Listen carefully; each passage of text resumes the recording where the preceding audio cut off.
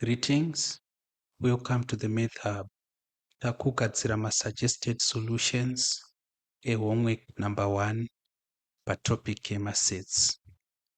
So if we look at our question number 1 yakanzi, make each of the following true by writing either element of or not an element of in the place of the asterisk. Saka, this is going to be 1a. So a yedu tirikuona kuti tina 44. Toda ziva kuti 44 is 44 an element of this set or it is not an element of this set. Saka tikatarisa physically tinoona musina 44 munomu. Uye in this set, this is actually what they call a closed set.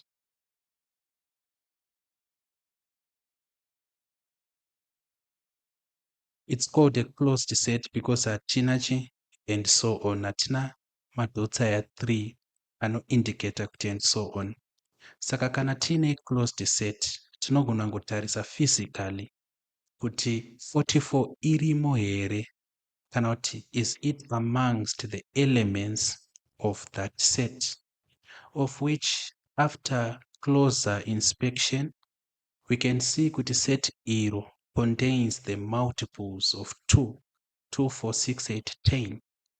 44 is an element of the multiples of 2, but it is not an element of that specific set. So our answer here is going to be not an element of set E 2, 4, 6, 8, 10. Okay, let us go to B. B in a capitalized R. We want to know what is R an element of that set. So this is a tricky question because R watinaye is a capital letter of which set redu contains small letters. Saka in as much as R is part of the set of the alphabet, because this is A, B, C, D, and so on until Z, you see? Saka this is the English alphabet. R is part of the set which contains letters in the English alphabet, but R is not an element because R is a capital letter, but set ratinaro contains small letters.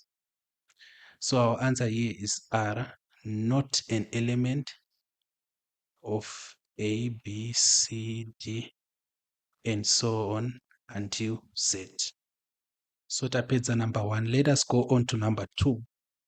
Saka panapa maybe to show you 2 marks 3 papi, answer mark, and also answer mark. Saka it's 1 mark and 1 mark. Let us go on to number 2. Number 2 yakanzi. Pi can be expressed as either 3.14 or 22/7. Replace the asterisks with either an element of or not an element of to make the statement true. Saka, we have to take note that Q E is actually a symbol for rational numbers. Takatarisa A ish and 3.14 is actually a rational number, and I'm going to prove it. Saka 3.14 is an element of rational numbers. Why do we say 3.14 is an element of rational numbers? Remember how we defined a rational number. That is also in layman terms, rational number in number inogona kuitwa fraction. Saka tikatora 3.14 tinoita fraction now, it's just 3 and 14 over 100, which turns out to be 314 over 100.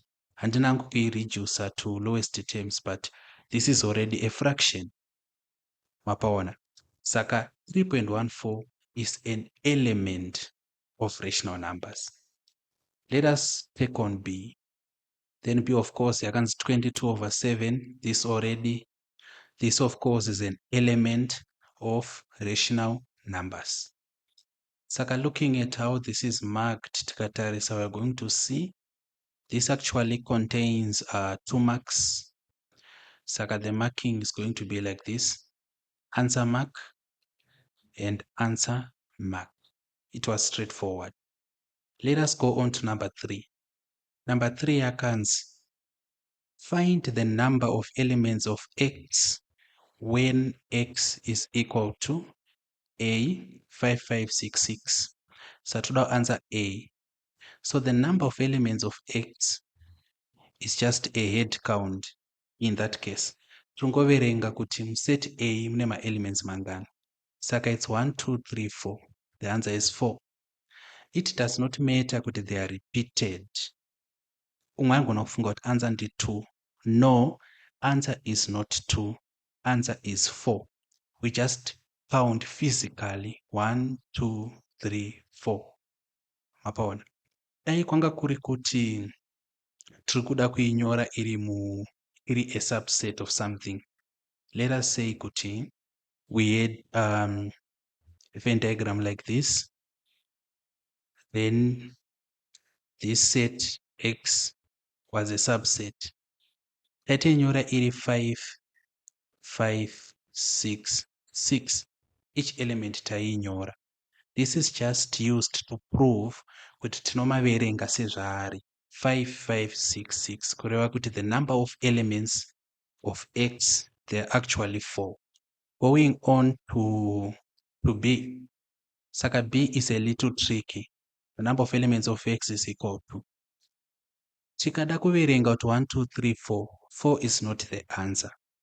The reason why 4 is not the answer inawe yekuti tine madots aya. Katatu anorepresenta chi, kati anorepresenta and so on. Saka we have to account of my elements are omitwa under that expression and so on. Saka how many elements do we have? What I would encourage pakuanza question yakaita seiyo, maybe chatofunga kutanga kuita kudai so. Tiri kuanza B handiti. Tinotanga talista ma elements a X ese uchibvisa and so on.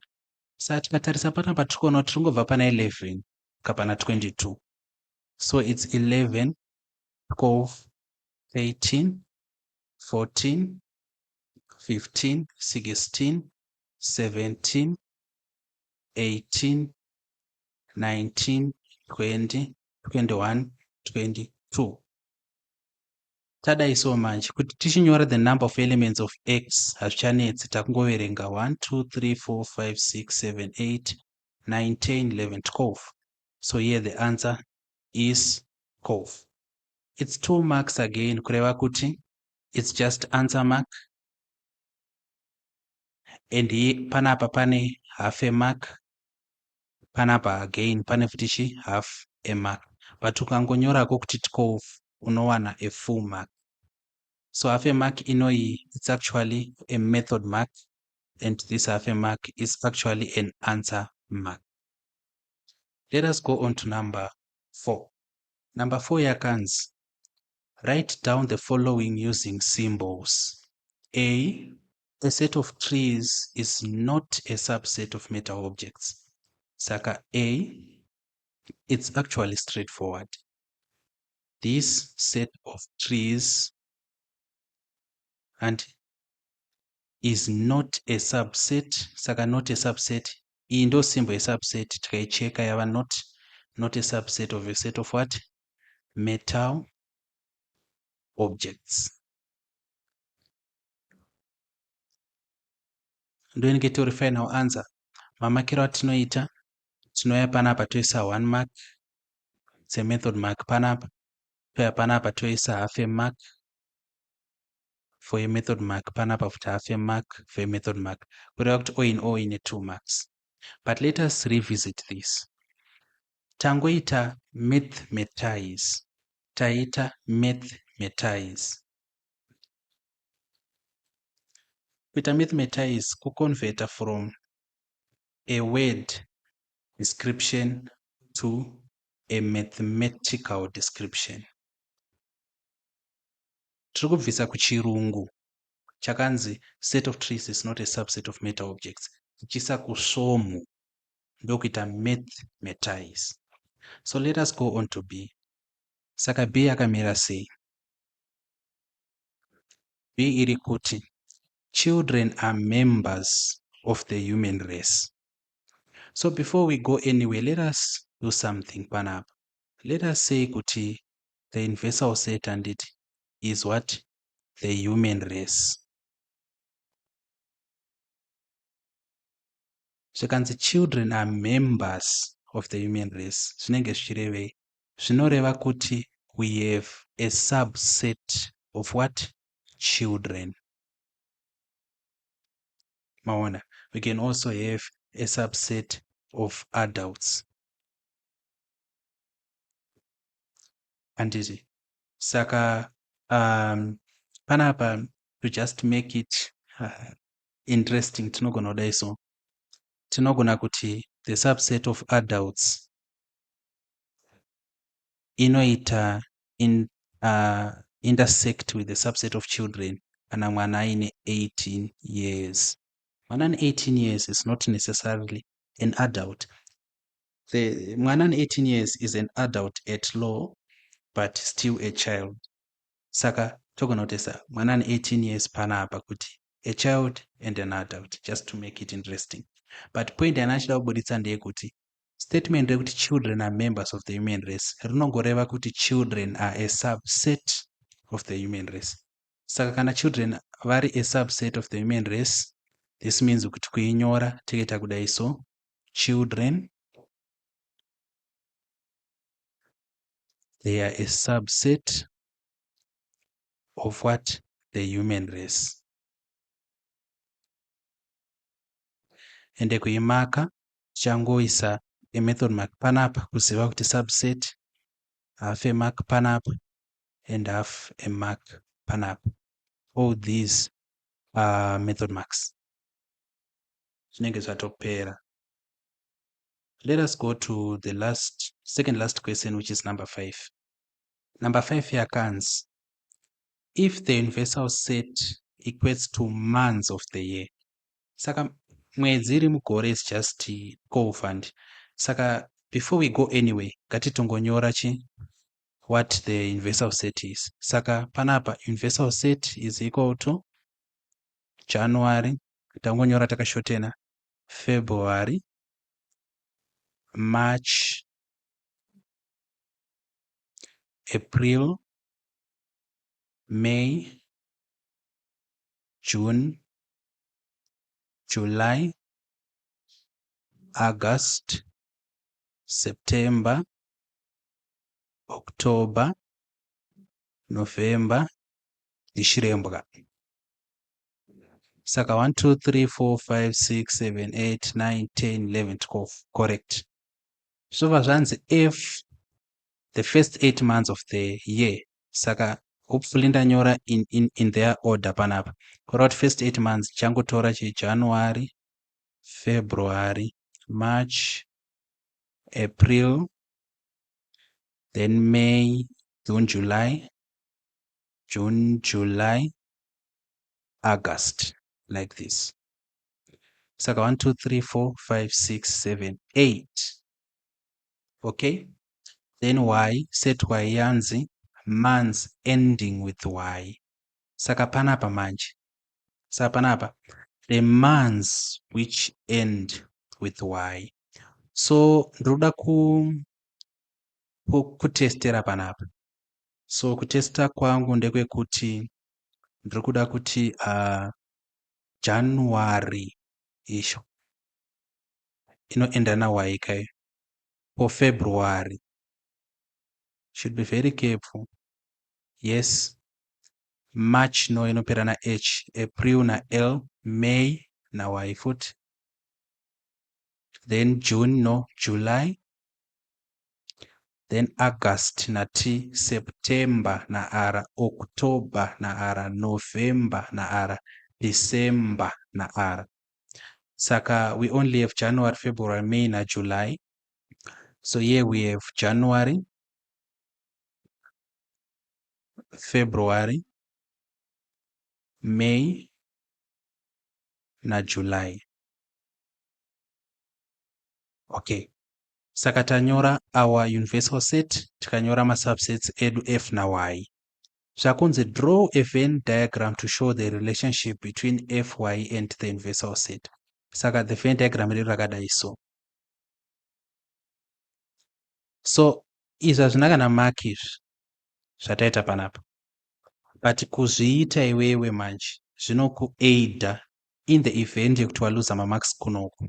Examine angona kutarisa ukakaona kuri correct unogona kupiwa 1 mark out of 3. Saka panonzi show all your working ndozvezvirehwa izvi. Alright, so zvatinotanga kuita tinotarisa masubsets edu tongotsvaga one commonality, one chete zvinoenderana seapa January. Izvozvo it's proof enough kuti patichati f tobva tati y, so panenge paine intersection. Saka zvatinotanga kuita tinotanga tanyora muintersection muno. Saka kuti unyore muintersection zviri waiza kutarisa pamasubsets wotarisa ine maelements mashoma, wotanga kucompare neine maelements mashoma and you'll be quicker. And if you just pause to think, you see why ndadaro. So January iri muna y irimo futi muna f, saka toinyora panapa January. February iri muna y irimo futi muna f, saka Feb toinyora panapa. May irimo muna y irimo zvakare muna f, kureva kuti tichainyora futi panapa May. Kwakutotsokodzera saka imi munoisawo space hombe. Then July irimo muna y irimo futi muna f, saka takuinyora panapa July. Ndatsokodzera apa but January inoi ndaona kuti irimo futi apa ndainyora. February iyi irimo futi apa ndainyora.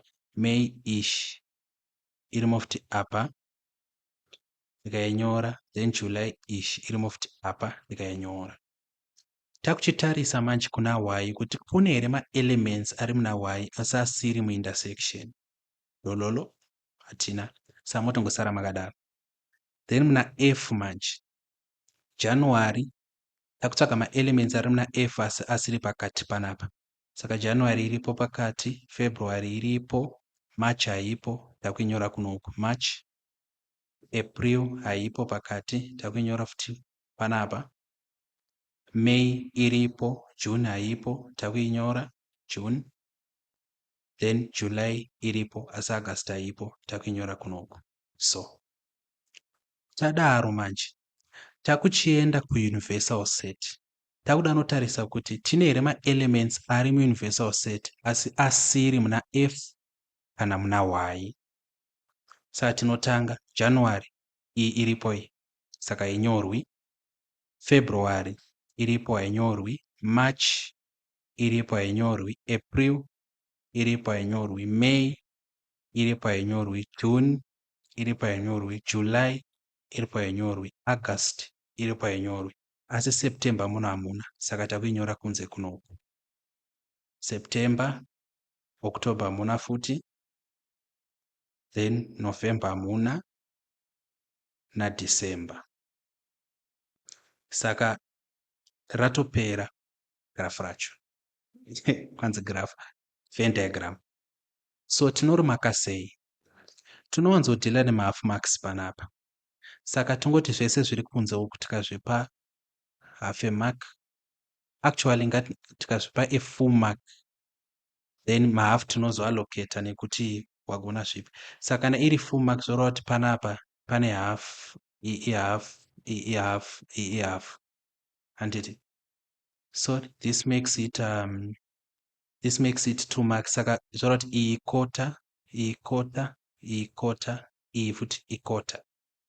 Okay, then pakati panapa tichangoisa 1 mark kureva kuti each inenge iri quarter since zviri 4. then mukati muno changoisa futi another mark kureva kuti each inenge iri quarter since zviri 4. Saka ukanyora 3 kunoku ukasiya kunoku zoreva kuti uchawana 3 quarters dzemark, but uchanoluza a quarter kunoku. So this is how we mark it. I hope you understand. Let us go to number 6. Number 6 yakanzi, given that A is equal to that set, list those elements of A which are members of natural numbers. Saka natural numbers, these are counting numbers. Manumbers anoshandiswa pakukaunda. So tikatarisa panapa tikuona kuti 4 iyi is a natural number because it's a fraction. Iyi is 0 is a natural number. Panapa pane trick up. A negative is, iyi is, then iyo i natural number 20, iyi is, iyo futi haisi. Saka panapa zvinenge zvatopera.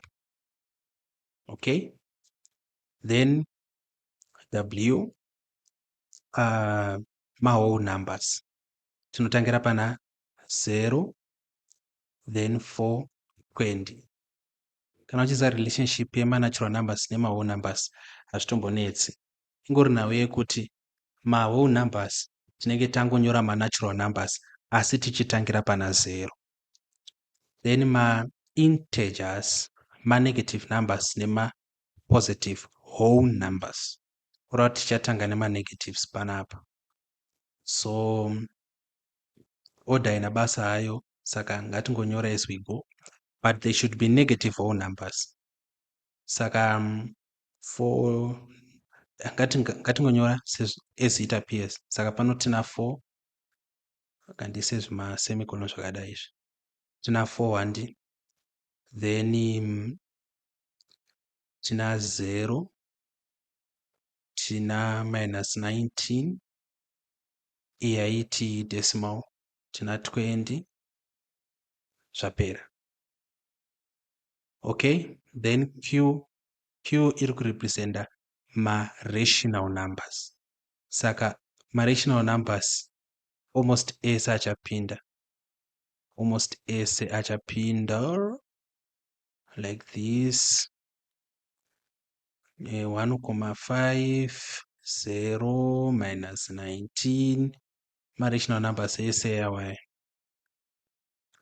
minus 0 over 3 and 3 and 1 over 7, 20, panapa it's 18 over 5, kunoku ndi minus 6 and 3/4, minus 9 over 6, 6. Because manumbers ese anogona kuitwa mauyu, then zvapera. Pi ndiyo yega isingapinde. Why? Because pi is an irrational